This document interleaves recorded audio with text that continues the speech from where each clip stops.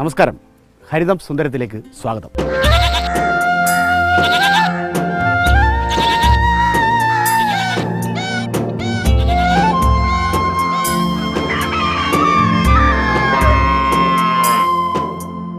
ഭൂമിയിൽ സ്വർഗത്തിൻ്റെ ചിത്രമെഴുതാൻ വളരെ അപൂർവം ആളുകൾക്ക് ദൈവം അവസരം ഒരുക്കാറുള്ളൂ. അത്തരത്തിൽ ദൈവം അവസരമൊരുക്കിയ ഒരാളുടെ കൃഷിയിടത്തിലേക്കാണ് ഇന്ന് ഹരിതം സുന്ദരത്തിൻ്റെ യാത്ര.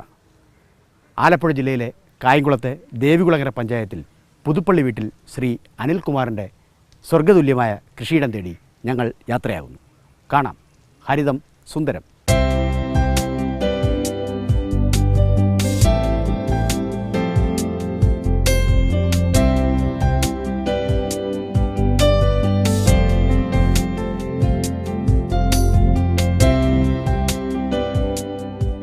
കായംകുളം ദേവികുളങ്ങര പുതുപ്പള്ളിയിൽ വന്നാൽ അനിൽകുമാറിന്റെ കൃഷിയിടം കാണാം. വെറുമൊരു കൃഷിയിടമല്ല, വേറിട്ട ഒന്ന് തന്നെ ഇത് എന്നാരും പറഞ്ഞു പോകും. 3 ഏക്കർ വരുന്ന ഹരിതസമൃദ്ധമായ ഭൂമിയാണ് ഇവിടം. വള്ളിക്കുടിലുകളും പർണശാലകളും കുളങ്ങളും കൊച്ചു കൊച്ചു തുരുത്തുകളും കൽപ്പവൃക്ഷങ്ങളും കണ്ടലുമൊക്കെ ചേർന്ന കേരളീയ സൗന്ദര്യത്തിന്റെ സ്വർഗീയ മാതൃക. ചൊരിമണലായിരുന്നു ഇവിടെ. പതിറ്റാണ്ടുകൾക്ക് മുമ്പ് പൊഴിമുറിഞ്ഞ് ഉപ്പുവെള്ളം കയറി ചതുപ്പായ ഇടം. ഒരു പുൽക്കൊടി പോലും ഇവിടെ മുളയ്ക്കില്ല എന്നായിരുന്നു വിദഗ്ധരും നാട്ടുകാരുമൊക്കെ വിധി എഴുതിയത്. ഈ വിധിയെയാണ് അനിൽകുമാർ മാറ്റിമറിച്ചത്. അനിൽകുമാർ അക്ഷരാർത്ഥത്തിൽ നായകനാവുകയായിരുന്നു. പഞ്ചാരമണലിൽ നന്നേ അധ്വാനിച്ചു. ഭാവനയുടെയും കാൽപരികതയുടെയും പരിലാളനകൾ കൂട്ടിനുണ്ടായിരുന്നു. കൃഷിയിടത്തിലെ ലാഭത്തേക്കാൾ അത് ഭക്ഷ്യഭദ്രതയ്ക്ക് ഉതകുന്നതാവണം എന്ന് നിർബന്ധമുണ്ടായിരുന്നു. ഒപ്പം കാണാൻ വരുന്നവരുടെ കണ്ണിൽ കൊള്ളാവുന്നത്ര സൗന്ദര്യം നിറയണം. നാവിൽ രുചിയുടെ 100 മേനി വിളയണം. മനസ്സിലും മേനിയിലും സ്നേഹത്തിന്റെയും ആഹ്ലാദത്തിന്റെയും കൗതുകത്തിന്റെയും അഭിനിവേശങ്ങൾ നിറയ്ക്കണം. ഉച്ചസൂര്യൻ കത്തിക്കയറുന്നിടത്താണ് പുതുപ്പള്ളിയിലെ കൃഷിയിടം. ഓരങ്ങൾ നോക്കി കൽപ്പവൃക്ഷങ്ങൾ നന്നായി നട്ടുപിടിപ്പിച്ചു. എന്തിനും ഒരു ചാരുതയുണ്ട്. ഗൗരിഗാത്രം, ചാവക്കാട് ഓറഞ്ച് എന്നിവയായിരുന്നു ഇനങ്ങൾ. കോണ്ടൂർ ബണ്ടുകളും മഴക്കുഴികളും കയ്യാലകളും തീർത്തു. തെങ്ങിന് കൂട്ടായി കശുമാവിൻ തൈകൾ നിരന്നു. ഒക്കെയും 3-ാം വർഷം തന്നെ കുലച്ചു മറിയുന്നവയാണ്. പ്രതീക്ഷകൾ പോലെ തന്നെ എല്ലാം സംഭവിച്ചു. പറമ്പിന് നടുവിൽ ഒത്ത 3 കുളങ്ങളുണ്ട്. 80 സെന്റുള്ള ഒന്നും 50 സെന്റ് വീതമുള്ള 2ഉം. പുതുപ്പള്ളിയിലെ വെള്ളത്തിൽ മീൻ വിളയുമെന്ന് അനിലിനറിയാമായിരുന്നു. കായംകുളം കായലിന്റെ ഏറ്റിറക്കങ്ങളാൽ അനുഗ്രഹീതമായ ലവണജല സമൃദ്ധിയായിരുന്നു കുളങ്ങളിൽ. ഗിഫ്റ്റ് തിലാപ്പിയായും കരിമീനും കാർപ്പും പൂമീനുമൊക്കെ വ്യത്യസ്ത കുളങ്ങളിലായി നിറഞ്ഞു. കുളങ്ങളുടെ ബണ്ട് ഭദ്രമാക്കുവാൻ ചെളി കോരി നിറച്ച് ഒട്ടിച്ചില്ല. കണ്ടലായിരുന്നു അനിൽകുമാറിന്റെ ആശ്രയം. സസ്യജനുസുകളിലെ ഇതിഹാസമാണ് കണ്ടൽ. ഭൂമിയിലേക്ക് വേരുകൾ ആഴ്ന്നിറങ്ങി മണ്ണൊലിപ്പ് തടയും. കാറ്റ് തടഞ്ഞും മീനുകൾക്ക് കൂടായും അന്തരീക്ഷവായുവും ജലവും ശുദ്ധീകരിച്ചും കണ്ടൽ നൽകുന്നത് സമാനതകളില്ലാത്ത സംഭാവനകളാണ്. സിമന്റ് ഇട്ടതുപോലെയാണ് കണ്ടൽ ബണ്ടൊരുക്കുന്നത്. കണ്ടൽ ഏറെയുണ്ടെങ്കിലും കുറ്റിക്കണ്ടൽ, പീക്കണ്ടൽ, എഴുത്താണിക്കണ്ടൽ എന്നിവയാണ് പ്രധാനപ്പെട്ട 3 ഇനങ്ങൾ. എല്ലാം അനിൽകുമാറിന് പ്രിയപ്പെട്ടവ. കുറ്റിക്കണ്ടലാകട്ടെ വെള്ളത്തിലെ അമോണിയവും നൈട്രേറ്റുമൊക്കെ വലിച്ചെടുത്ത് വെള്ളത്തെ സുതാര്യമാക്കും. ആകാശം ആ കണ്ണാടി കവിളുകളിൽ പ്രതിബിംബിക്കും. എഴുത്താണിക്കണ്ടലാകട്ടെ അന്തരീക്ഷവായുവിനെ ശുദ്ധീകരിക്കുന്നവയാണ്. അന്തരീക്ഷത്തിലെ കാർബണിനെ പരമാവധി വലിച്ചെടുത്ത് പ്രാണവായു പരമാവധി പുറത്തേക്ക് തള്ളും. എഴുത്താണിക്കണ്ടൽ നിറഞ്ഞു നിൽക്കുന്ന പുതുപ്പള്ളിയിലെ കൃഷിയിടം പ്രസരിപ്പിന്റെ ലോകമാണ്. അത് ആസ്വദിച്ചു തന്നെ അറിയേണ്ടതുണ്ട്. കുളത്തിലെ പ്രാണവായു വർദ്ധിപ്പിച്ചാലേ മത്സ്യങ്ങൾക്ക് നിലനിൽപ്പുള്ളൂ എന്ന് അനിൽകുമാറിനറിയാം. അതുകൊണ്ട് തന്നെ പ്രത്യേകം എയറേറ്ററുകളോ പാഡിൽ വീലുകളോ ഒന്നും കരുതിയില്ല. പകരം ജൈവമാർഗം ഉപയോഗിച്ചു. താറാവുകളെ നീരിലിറക്കി. ചന്തത്തിൽ വരിവരിയായി ചിറകു തുടിപ്പിച്ച് നീന്തുന്ന താറാവുകൾ വെള്ളത്തിലെ പ്രാണവായുവിന്റെ അളവ് വർദ്ധിപ്പിക്കും. ഹരിതസസ്യങ്ങളും ഔഷധസസ്യങ്ങളും കണ്ടലും കൽപ്പവൃക്ഷവും കശുമാവും മാത്രമല്ല, പറമ്പിന്റെ ചൈതന്യത്തിനാകെ കൂട്ടാവുന്നത് ഒരു ജോഡി പൂവാലികളാണ്. കാസർഗോഡ് കുള്ളൻ പശുക്കൾക്ക് ഡിമാൻഡ് ഏറെയാണ്. ഉത്തമമായ ഔഷധ ഗുണമുണ്ട് പാലിന്. ഏത് പ്രതികൂല കാലാവസ്ഥയും അതിജീവിക്കുന്നവരാണിവർ. അവർക്ക് പാർക്കുവാൻ പ്രത്യേകം പർണശാലകളാണ് തീർത്തിട്ടുള്ളത്. വെയിലിന്റെ കാഠിന്യത്തെ തടയാൻ ഇത് വേണം. പ്രകൃതിയോട് യോജിച്ച് കടുത്ത വേനലിലും കൊടും തണുപ്പിലും അവർ വളർന്നുകൊള്ളു. ചെമ്പൻ തവിടിന്റെ തീഷ്ണ ചുവപ്പ് നിറമുള്ള ഒന്നും നേർത്ത തവിട്ട് നിറമുള്ള മറ്റൊന്നുമാണ് അനിൽകുമാറിന്റെ തൊഴുത്തിലെ നായകർ. കാലിത്തൊഴുത്തിനോട് ചേർന്ന് തന്നെ അജവൃന്ദങ്ങൾക്കായി പ്രത്യേകം ഒരു കൂടാരമുണ്ട്. എരിക്കിൻ ചെടികൾ അതിരു നിൽക്കുന്ന ഈ കൂടാരത്തിനുള്ളിൽ മലബാറി ആടുകളാണ്. അറേബ്യൻ നാട്ടിൽ നിന്നും വിരുന്നു വന്ന് വടക്കൻ മലബാറിൽ ഇണചേർന്നുണ്ടായവരാണ് മലബാറി ആടുകൾ. ഒരു പ്രസവത്തിൽ 2 or 3 കിടാങ്ങളെ നൽകും എന്നുള്ളതാണ് ഇവരുടെ പ്രത്യേകത. കേരളത്തിന്റെ പ്രകൃതിയോട് യോജിച്ച ഇനങ്ങളാണ് മലബാറി ആടുകൾ. കറുപ്പും തവിട്ടും വെള്ളയുമൊക്കെ മേനി നിറങ്ങളാക്കുന്ന ഇവർക്ക് പാർക്കുവാൻ തെങ്ങിൻതടി കൂടുകളാണ് അനിൽകുമാർ പണിതത്. അഭൗമമായ ഈ അഴകിന്റെ ലോകം സാക്ഷാത്കരിക്കുവാൻ സർഗാത്മകത കൂടിയേ തീരൂ. പ്രകൃതിയുടെ താളം തെറ്റിക്കുന്ന നിർമ്മാണ പ്രവർത്തനങ്ങൾ ഒന്നും പാടില്ല. കണ്ടൽ കൃഷിയിലും മത്സ്യകൃഷിയിലുമൊക്കെ എല്ലാവിധ സാങ്കേതിക ഉപദേശങ്ങളും നൽകുവാൻ ഫിഷറീസ് വകുപ്പിനെ തന്നെയാണ് അനിൽകുമാർ കൂട്ടുപിടിച്ചത്. ജലാശയങ്ങളും പൂമരങ്ങളും കൽപ്പവൃക്ഷങ്ങളും വിളകളുമൊക്കെ നേരിട്ട് ആദായം തന്നില്ല എന്ന പരാതി വേണ്ട. നല്ല ഒരു കാഴ്ച വിസ്മയം ഒരുക്കിയാൽ മതി. കൃഷി കാണാൻ ആള് വരും, ഒപ്പം വരുമാനവും. പുതുപ്പള്ളിയിലെ പ്രകൃതിയുടെ സർഗലയ താളങ്ങൾക്ക് എന്നും കൂട്ടാകുന്ന ഫിഷറീസ് വകുപ്പിൻ്റെ ആലപ്പുഴ ജില്ലയിലെ ഡെപ്യൂട്ടി ഡയറക്ടർ ശ്രീ മഹേഷ് നമ്മോടൊപ്പം ഉണ്ട്. അദ്ദേഹവുമായി ചില വിശേഷങ്ങൾ പങ്കുവെക്കാം. നമസ്കാരം മഹേഷ്. നമസ്കാരം. ഇപ്പോൾ നമുക്കിവിടെ കാണാൻ കഴിയുന്ന ഒരു സിനിമാസ്കോപ്പ് ചിത്രം പോലെയുള്ളൊരു പ്രകൃതിയാണ്.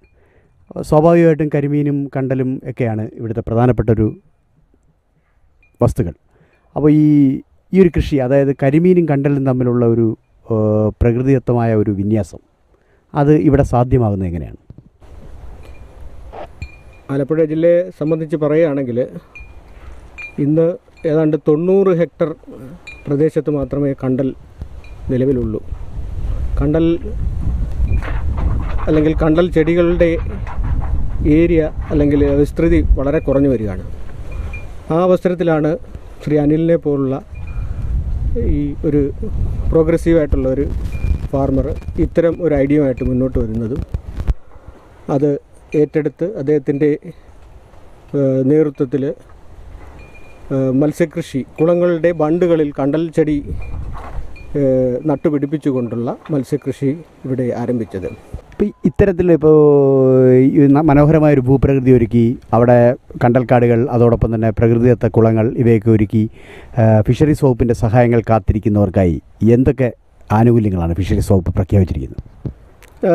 ഫിഷറീസ് വകുപ്പിന് ഇതിൻ്റെ കൺസർവേഷൻ ആസ്പെക്റ്റിൽ പ്രോജക്റ്റുകൾ ഇംപ്ലിമെൻറ്റ് ചെയ്യുന്നുണ്ട്. അത്തരത്തിൽ കണ്ടൽക്കാടുകൾ ക്രിയേറ്റ് ചെയ്യുന്നതിനും അവിടെ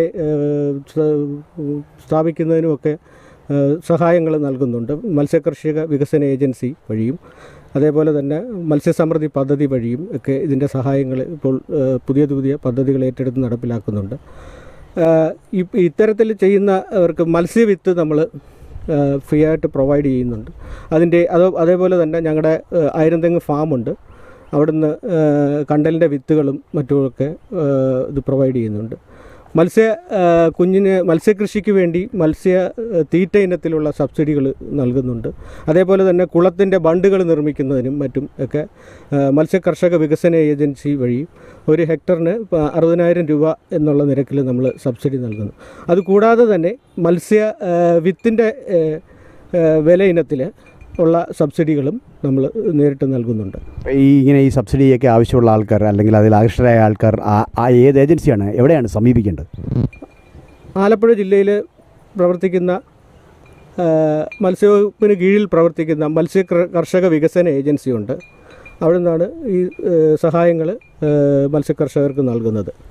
കൂടാതെ അഡാക്കിൻ്റെ കീഴിൽ പ്രവർത്തിക്കുന്ന ആയിരംതെങ്ങ് ഫാം ഉണ്ട്. അഡാക്കിൻ്റെ കീഴിൽ നിന്നും ഇത്തരത്തിലുള്ള സബ്സിഡികൾ നമ്മൾ പ്രോത്സാഹനം എന്നുള്ള രീതിയിൽ നൽകുന്നുണ്ട്.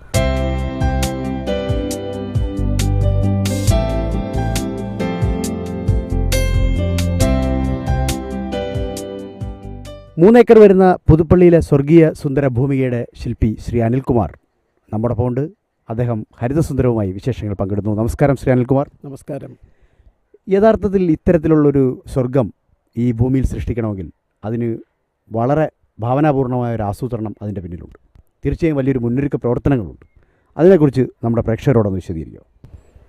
വളരെ അവിചാരിതമായിട്ട് ഒരു മുൻകൂട്ടി ഒരു പദ്ധതി തയ്യാറാക്കിയുള്ള ഒരു പ്രവർത്തനമല്ല നടത്തിയത്. കഴിഞ്ഞ 2010 മുതൽ 2016 വരെ ഉള്ള 6 വർഷക്കാലത്തെ ഒരു അധ്വാനം, അത് ഒന്നിൽ നിന്ന് മറ്റൊന്ന് പഠിച്ച് നമ്മൾ പടി കയറുന്ന പോലെ കയറി ഇപ്പം അദ്ദേഹം വിശേഷിച്ച പോലെയുള്ള ആ ഒരു സ്വർഗീയമായ ഒരു അന്തരീക്ഷം നമ്മൾ സൃഷ്ടിച്ചതാണ്, ക്രിയേറ്റ് ചെയ്തതാണ്. എങ്കിലും ഈ ചതുപ്പ് നിലം, ചതുപ്പായിരുന്ന ഒരു സ്ഥലം ഇത്രയും മനോഹരമായ ചുരുമണൽ ഭൂമിയും അതോടൊപ്പം അവിടെ പറയുന്ന പച്ചക്കറികളും പൂവാലികളും കരിമീനും കണ്ടൽക്കാടും ഒക്കെ സൃഷ്ടിക്കണമെങ്കിൽ ഒരു ഭാവന ആവശ്യമുണ്ട്. ഒരു സംയോജിത കൃഷിയെക്കുറിച്ചായിരുന്നു ആ മനസ്സിനകത്തുണ്ടായിരുന്ന ആദ്യത്തെ ഒരു രൂപഘടന. അതിൽ നിന്നും മത്സ്യത്തിന് വളരാനുള്ള അന്തരീക്ഷം, കണ്ടൽ, പിന്നെ കണ്ടലിൻ്റെ പരിസ്ഥിതി പ്രവർത്തനം. അപ്പം കൃഷിയും പരിസ്ഥിതിയും പുനരുജ്ജീവിപ്പിച്ചിട്ട് ഭക്ഷ്യസുരക്ഷയ്ക്ക് വേണ്ടിയുള്ള ഒരു പ്രവർത്തനം നടത്തണം എന്നുള്ളൊരു മോഹം മനസ്സിലുണ്ടായി. ആ മോഹം മനസ്സിൽ വെച്ചുകൊണ്ട് തന്നെ പ്രവർത്തനങ്ങൾ, അപ്പം പ്രവർത്തിക്കുമ്പോൾ ഒരു രൂപരേഖ മനസ്സിൽ വരുമല്ലോ. നമ്മൾ നടന്നു പോകുമ്പം തണൽ എങ്ങനെ ഇരിക്കണം, വെള്ളത്തിൻ്റെ നമ്മുടെ ബണ്ടുകളുടെ നില എങ്ങനെ ഇരിക്കണം, ആ ബണ്ടുകളുടെ വരമ്പിൽ വരുന്ന വൃക്ഷങ്ങൾ എന്തൊക്കെയായിരിക്കണം, ആ വൃക്ഷങ്ങൾ എന്തൊക്കെ ഉപയോഗം നമുക്കുണ്ടാവണം ഭാവിയിൽ. പുതിയ ജനറേഷൻ വരുമ്പം അവർ കണ്ടൽ വനങ്ങൾ പോകാതെ തന്നെ നമ്മുടെ നാട്ടിനകത്ത് തന്നെ കണ്ടലിനെ കുറിച്ച് പഠിക്കാനുള്ള ഒരു ചുറ്റുപാട്, അങ്ങനെയൊക്കെയുള്ള ഒരു ശരിക്കും പറഞ്ഞാൽ ഒരു സ്കെച്ച് വരച്ച പോലെ തന്നെ ചെയ്ത് അങ്ങ് പോയി. ഇപ്പോൾ ഇത്രയും കാര്യങ്ങളൊക്കെ ചെയ്തുകൊണ്ടിരുന്നപ്പോൾ ഒരു വെല്ലുവിളി പോലെ മുന്നിൽ അനുഭവപ്പെട്ട ഒരു പ്രധാനപ്പെട്ട കാര്യം എന്താണ്? ഒട്ടേറെ വെല്ലുവിളികൾ നേരിടേണ്ടി വന്നിട്ടുണ്ട്. അത് ഏറ്റവും കൂടുതൽ ഈ കണ്ടൽ വളർത്തിയെടുക്കുമ്പോഴുണ്ടാകുന്ന ശാസ്ത്രീയമായിട്ടുള്ള അല്ലെങ്കിൽ അതിനെക്കുറിച്ചുള്ള അറിവ് പൊതുവെ നമ്മുടെ നാട്ടിൽ കുറവാണ്. അപ്പോൾ ആരാണ് അനിൽകുമാറിനെ ഈ കാര്യത്തിലൊക്കെ സഹായിച്ചത്? കൂടുതലും വനം വകുപ്പ്, ഫോറസ്റ്റ് ഡിപ്പാർട്ട്മെൻറ്റിലെ ഉദ്യോഗസ്ഥരാണ്. അവസാനമായി നമ്മുടെ പ്രേക്ഷകരോട് എന്തൊരു സന്ദേശമാണ് നൽകാനുള്ളത്? നമുക്കുള്ള 5 സെൻറ്റും 10 സെൻറ്റും ആയാലും അതിന് ആ 5 സെൻറ്റിനും 10 സെൻറ്റിനും വെള്ളമായാലും കരയായാലും ഉപയുക്തമായ രീതിയിൽ സ്വയം റിസർച്ച് ചെയ്ത് കണ്ടുപിടിച്ചിട്ട് അതിനെ ആ പ്രവൃത്തി അങ്ങനെ ആ മനസ്സിൽ വരുന്ന ഐഡിയ പ്രവൃത്തി പദത്തിൽ കൊണ്ടുവന്നാൽ തീർച്ചയായും ടൈലർ മെയ്ഡ് പ്രോജക്റ്റിനും പ്രോഗ്രാംസിനെക്കാട്ടിലും സക്സസ്ഫുൾ ആയിരിക്കും. തീർച്ചയായും ഈ വിവരങ്ങൾ ഞങ്ങളോട് പങ്കുവച്ചതിന് അങ്ങേക്ക് പ്രത്യേകം നന്ദി. പ്രകൃതി എന്നാൽ സ്വർഗമാണ്. അവിടെ മനുഷ്യന്റെ കൈകടത്തലുകൾ വേണ്ട. അതുകൊണ്ട് തന്നെ കൃത്രിമമായി ഒന്നുമില്ല. വല്ലപ്പോഴും കുളത്തിലെത്തുന്ന നീർനായ എന്ന ശത്രുവിനെ ഓടിക്കുവാൻ പോലും കാറ്റിനാൽ കിലുങ്ങുന്ന ചെറു കുപ്പികളുടെ സഹായമാണ് അനിൽകുമാർ പ്രയോജനപ്പെടുത്തിയത്. നിലാവിൽ പ്രകൃതിയുടെ പരിലാളനത്താൽ ഇവിടെ വരാം. ചെറുബൈക്കളെ കറന്ന് കറുകപ്പുൽ മേട്ടിൽ കിടക്കാം. ചൂണ്ടയിൽ കൊത്തുന്ന കരിമീനെ പുറത്തെടുക്കാം. കരിക്കിൻ വെള്ളം കുടിച്ച് പ്രകൃതിയുടെ സുഖലാവണ്യമേറ്റ് നന്നായി നടക്കാം. ഓണാട്ടുകരക്കാരനാവാൻ ഒരു ഭാഗ്യം വേണം എന്ന് വരുന്നവർ ഓർത്തുപോകുന്ന ഒരിടം. അതാണ് അനിൽകുമാറിൻ്റെ വിജയവും. കരിമീനും കൽപ്പവൃക്ഷങ്ങളും കണ്ടലും പൂവാലിയും പൂക്കളും നിറഞ്ഞ സ്വർഗീയ സുന്ദര ഭൂമിക. ഇതിൻ്റെ ശില്പിയായ കർഷകനെ തീർച്ചയായും അഭിനന്ദിച്ചേ തീരും. കൈരളിക്ക് ഒരു സുഹൃതം കൂടിയാണ് ഈ ഭൂമിക. അത് തലമുറകൾക്ക് അനുഭവിക്കാൻ ഭാഗ്യമുണ്ടാകട്ടെ.